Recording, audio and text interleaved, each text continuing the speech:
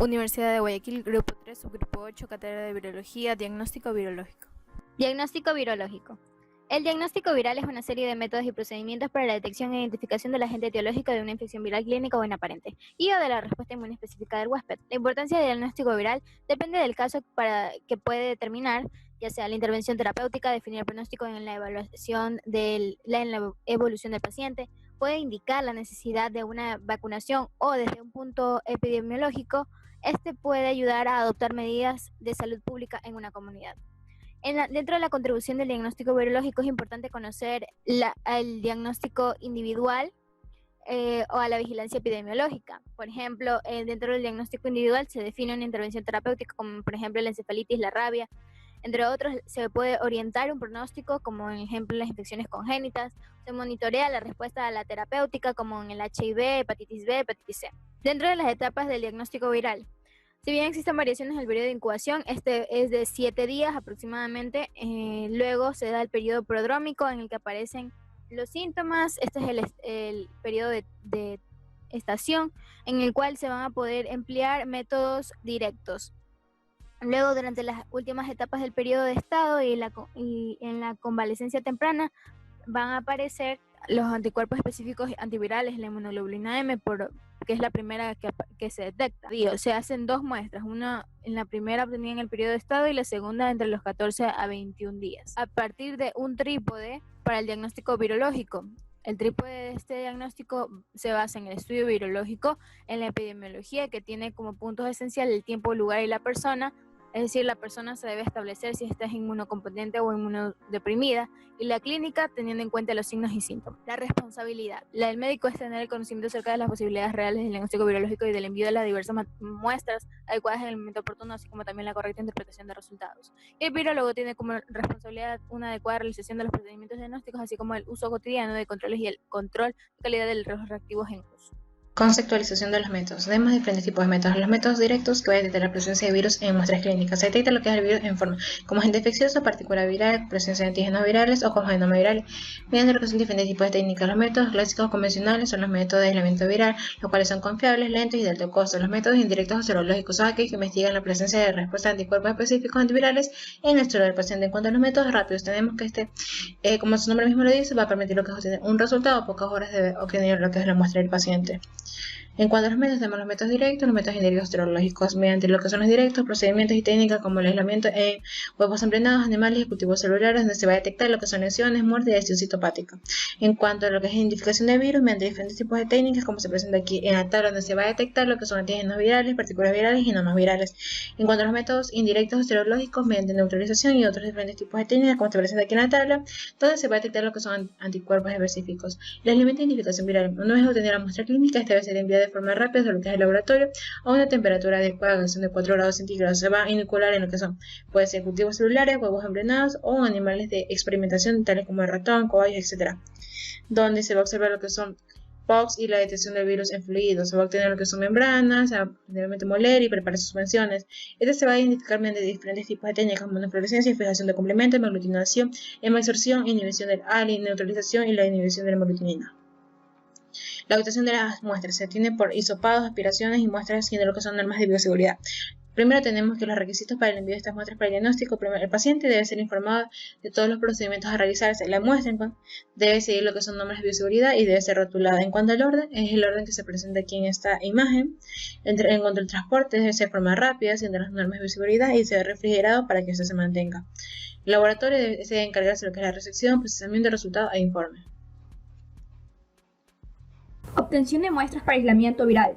Estas muestras deben colocarse en tubos con un medio de transporte para virus. Uno de los más usados es el medio de Hahn, con 0.2% de albúmina bovina o suero fetal bovino, antibióticos y antimicóticos, porque se utilizan también proteínas. Se van a añadir para preservar la infectividad viral y los antimicrobianos para inhibir la potencial o flora contaminante. Tenemos a su vez de que es fundamental la obtención temprana de las muestras, una correcta conservación y el envío rápido de la muestra. Habitualmente se utilizan tubos con medios de transporte preparados en cada laboratorio, los que deben ser conservados a 4 grados centígrados y utilizados antes de la fecha de vencimiento. Muestras para virus respiratorios. Las muestras deben obtenerse tempranamente, de 3 a 7 días después del inicio de la enfermedad. Pueden ser aspirados nasofaringeos, hisopados nasales y faringeos combinados, hisopados nasofaringeos, lavados nasales, aspirados endotraqueales, lavados bronquiolavares o tejido pulmonar obtenido en biopsias. Tenemos de que el esputo no va a ser adecuado debido a su contaminación con agentes presentes en las fauces. Y, por ejemplo, tenemos los LBA, son útiles para el diagnóstico de citomegalovirus humano y herpes simples. Si se solicita un diagnóstico mediante aislamiento viral, los hisopos son las muestras, deben colocarse en un tubo con medio de transporte para virus. Si se solicita solo la detección del antígeno o métodos moleculares, los hisopos se deben colocar en soluciones fisiológicas estériles. Materia fecal y hisopados rectales son los que van producidos por gastroenteritis. Tenemos que el diagnóstico de rotavirus y adenovirus entéricos se puede realizar por forma rápida por ELISA y inmunocromatografía, pero tenemos que muchos virus entéricos no son cultivables, como son el rotavirus, el norovirus, que va a ser un agente del Norwalk, algunos adenovirus, por lo que deben emplearse otras técnicas diagnósticas. Lesiones cutáneas y mucosas. Tenemos que las muestras de lesiones cutáneas o mucosas de herpes, varicela o zóster o genitales herpes se obtienen por hisopado de la base de las vesículas o por obtención de fluidos de las vesículas con aguja jeringa. La elección de las vesículas va a ser importante, ya que estas deben ser frescas, no castrosas o contaminadas. Deben también, debiéndose seleccionar varias. Si solicita detección de antígenos, los hisopos con las muestras deben colocarse en solución fisiológica. Si también se solicita aislamiento en cultivo, otros hisopos deben colocarse en medios de transporte para los virus. Aquí tenemos herpes simples, varicela zoster, poxvirus y papilomavirus, que se los puede utilizar por medio de un hisopado o biopsias, hisopado en el caso de papilomavirus humano, hisopado de cervix y biopsias. Ya, en cuanto a la toma de muestras, si es una meningitis, usualmente están los virus enterovirus o ectovirus que pueden provocarlo. Como muestra, tomamos el líquido cefalorraquídeo y una técnica o procedimiento PCR en tiempo real o cultivo. En cuanto a la encefalitis, herpes simplex, enterovirus humano, arbovirus son los comunes.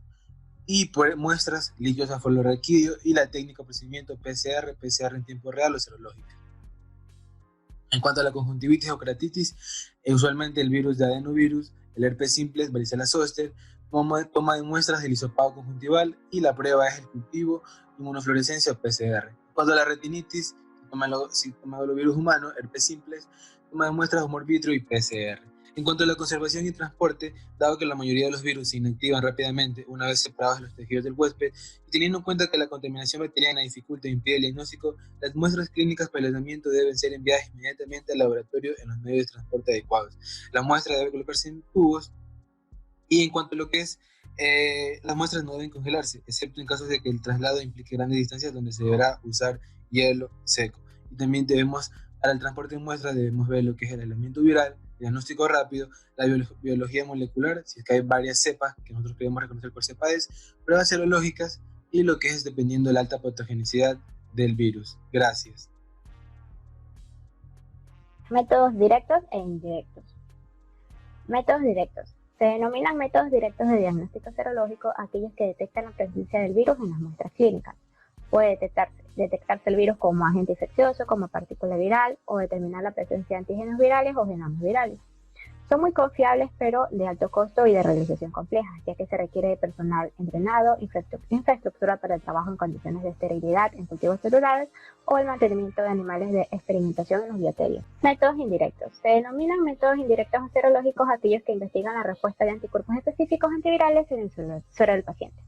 Es decir, que no se van a basar en la detección de los agentes biológicos, sino en la determinación de la respuesta humoral específica del huésped.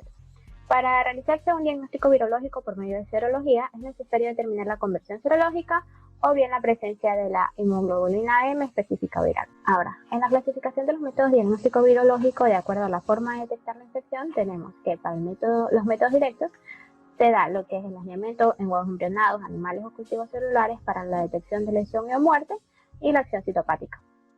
También se da lo que es la identificación del virus, ya sea aislado o no, mediante inmunomarcación, neutralización, hibridación, entre otros, para detectar antígenos virales, partículas virales y genomas virales.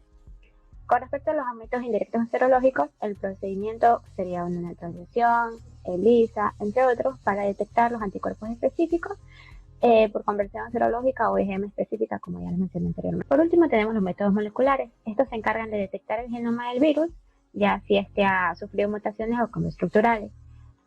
Los procedimientos para estos métodos tenemos que son la reacción en cadena de las polimerasas, que van a permitir detectar un fragmento de material genético de un patógeno microorganismo. Tenemos también lo que es la reacción en cadena de la polimerasa con transcriptasa inversa, que se va a usar la enzima llamada transcriptasa inversa o reversa, y la hibridación in situ, que va a permitir detectar por medio de sondas marcadas con fluorescencia de los virus, entre otros.